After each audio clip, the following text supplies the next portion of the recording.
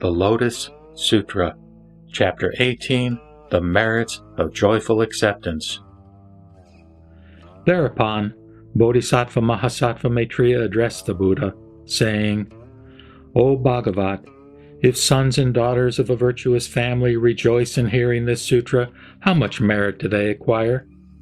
And he spoke in verse, saying, After the Bhagavat's parinirvana, if there is anyone who hears this sutra and rejoices in it, how much merit do they acquire?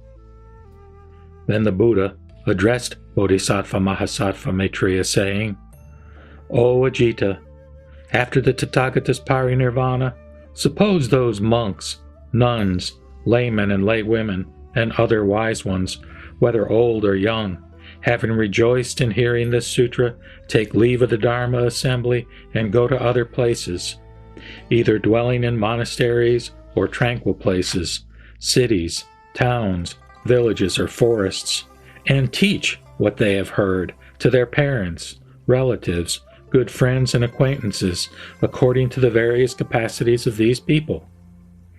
Having heard the teaching, they will rejoice and go on to teach it to others. These people, having heard it, will also joyfully teach it to others in turn, and so it continues in this way until it finally reaches the 50th person. O Ajita, I will now explain about the merit which this 50th son or daughter of a virtuous family acquires from joyful acceptance. You should listen attentively.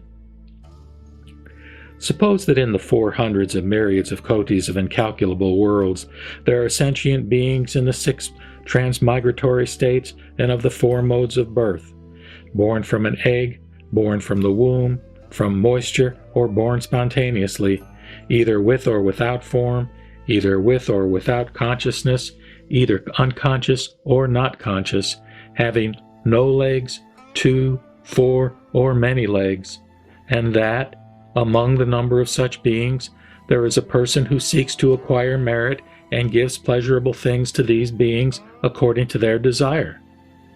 He gives each of those sentient beings gold, silver, lapis lazuli, mother of pearl, agate, coral, amber, and other treasures such as would fill this continent of Jambudvipa, as well as elephant carts, horse carts, and palaces and towers made out of the 7 treasures.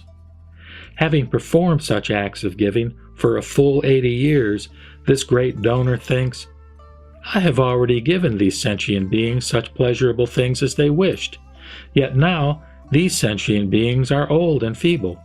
They are over 80 years old, with white hair and wrinkles, and they will die before long. I should now instruct them by means of the Buddha Dharma.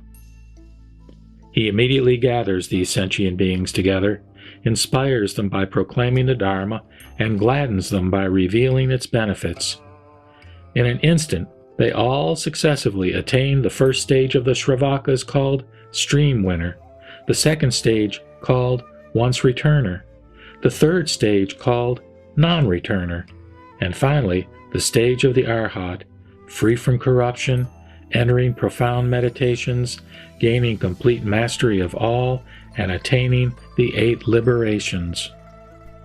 What do you think about this? Has this great donor acquired abundant merit or not? Maitreya addressed the Buddha, saying, O Bhagavat, the donor's merit is extremely great, immeasurable, and limitless. Even if this donor had only given all those pleasurable things to sentient beings, the merit would have been immeasurable. How much greater is this donor's merit after having caused them to attain arhatship? The Buddha addressed Maitreya, saying, I will now clarify this for you.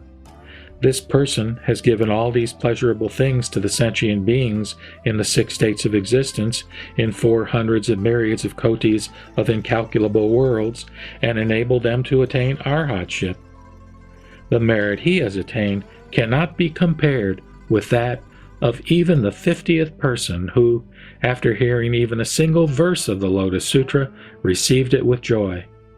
It would be even less than 100th, 1,000th, 100,000th of a myriad of a koti of that person's merit. O Ajita, in this way, the merit attained by even the 50th person who rejoiced in hearing this Lotus Sutra is immeasurable, limitless, and incalculable. How much more so is the merit of the first person who heard it in the assembly and rejoiced in it. His merit is even greater.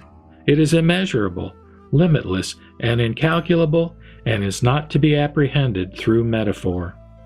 Furthermore, O Ajita, if anyone approaches the monasteries in order to listen to this sutra and hears it for even a single moment, whether seated or standing, through this merit they will be reborn into a place where they will gain beautiful and excellent elephant carts, horse carts, palanquins made out of rare treasures, and will ride on a heavenly vehicle.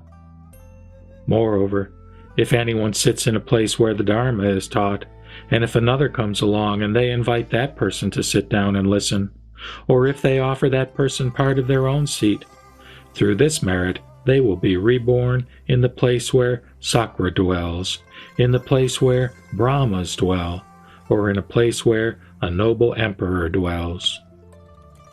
O Ajita, if anyone addresses others saying, quote, "There is a sutra called the Lotus Sutra. Let us go together and listen to it." And if their instruction is accepted, and the other person listens to it for even a single moment, then, through this merit, the former person will be reborn in the same place as the Bodhisattva who has acquired the Dharinis. They will have keen faculties and wisdom. For hundreds and thousands of myriads of lives, they will never be deaf and dumb, nor will they have fetid breath. Their tongues will never be diseased, nor will they have diseases of the mouth. Their teeth will never be dirty, black, or yellow, nor gapped, nor will any be missing, irregular, or crooked. Their lips will not be drooping, pursed, or twisted, and their lips will never have cankers, scabs, be cracked, misshapen, thick or fat, black or ugly. They will have no disagreeable features. Their noses will never be flat or thin, crooked or twisted. They will never be dark-complected, with a narrow or long face that is hollow-cheeked or twisted. They will have no mark that is displeasing to others. Their lips, tongues, and teeth will all be very beautiful. Their noses will be long, high, and straight. Their faces will be round, their eyebrows arched and long. Their foreheads will be broad and even. They will thus have a perfect human countenance. Wherever they may be born, life after life, they will meet a Buddha, hear the Dharma, and accept the teaching. Look, O Ajita, the merit of that person who moved others to listen to the Dharma is like this. How much more is the merit of those who single-mindedly listen, teach, and recite the sutra, explain it for others in the great assembly, and practice as they explain it to others. Thereupon, the Bhagavat, wanting to elaborate on the meaning of this further, spoke these verses. If anyone hears this sutra in the Dharma assembly and joyfully teaches others, even a single verse, and if in this way it is taught from one person to another until it reaches the 50th one, the merit that this last person will attain shall be as I will now explain. Suppose there were a great donor who gave things to an immeasurable number of people as they wished for a full 80 years. He will see that they are old and feeble, with white hair and wrinkled faces, with gaps between their teeth and withered bodies, and that they will die before long. He will think that he should now teach them and enable them to attain the fruits of the Buddha path. He will teach nirvana, the true Dharma, through skillful means, saying, quote, "The world is impermanent, like splashes of water, bubbles, a mirage. The feeling of repulsion for it should quickly awaken in you." Close quote. All of them, hearing this teaching, attain arhatship and perfect the 6 transcendent powers, the 3 sciences, and the 8 liberations. The merit of the 50th person who joyfully hears a single verse is so much greater than this great donor's that it is beyond illustration. The merit of those who successively hear the Lotus Sutra in this way is immeasurable. How much more is the merit of the first person who heard it with joy amid the Dharma assembly? If there is a person who moves another to listen to the Lotus Sutra saying, quote, "This sutra is profound and difficult to encounter, even in thousands of myriads of kotis of kalpas," close quote. And if this person's urging is accepted, and the other one goes to hear it and listens for a single moment, the merit that the former person will acquire shall be as I will now explain. Life after life, they will have no diseases of the mouth. Their teeth will have no gaps, nor be yellow or black. Their lips will be neither fat, thick, or thin, nor will they ever have a disagreeable countenance, and their tongues will never be dry, black, or short. Their noses will be high, long, and straight. Their foreheads will be broad and even. Their faces will be completely handsome, pleasing to others who see them. They will never have fetid breath, and their mouths will always emit the fragrance of a blue lotus flower. I will now explain the merit of the one who approaches the monastery wanting to hear the Lotus Sutra, and who joyfully listens to it, even for a single moment. Later, they will be born among devas and humans, and will acquire beautiful elephant and horse carts, and palanquins made out of rare treasures, and will ride on a heavenly vehicle. If one is where the Dharma is taught, and invites another to sit there and listen to the sutra, through the merit which is thus acquired, one will attain the seats of Sakra, Brahma, or the noble emperors.